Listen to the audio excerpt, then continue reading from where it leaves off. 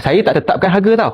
Terpulang pada diorang yang beli nak jual harga berapa terpulang. Tapi saya punya customer, saya tengok ada beberapa orang dia jual RM5 untuk cup saiz 16. Tapi dia bukan jual cara air balang lah.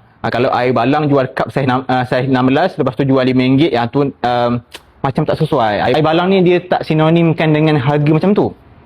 Dia jual guna water dispenser, jadi nampaklah premium sikit, sesuai lah letak harga RM5 tu. Harga yang kita nak letak pun bergantung juga dengan cara macam mana kita jual. Awak terpulang pada awak berniaga macam mana. Kalau awak jual air balang yang ada air batu macam biasa orang jual kat pasar malam apa semua tu kan, yang tu kalau jual RM5 saiz 16 memang tak sesuai, orang akan cakap mahal. Kalau jual cara yang water dispenser, letak harga RM5, yang tu okey lagi.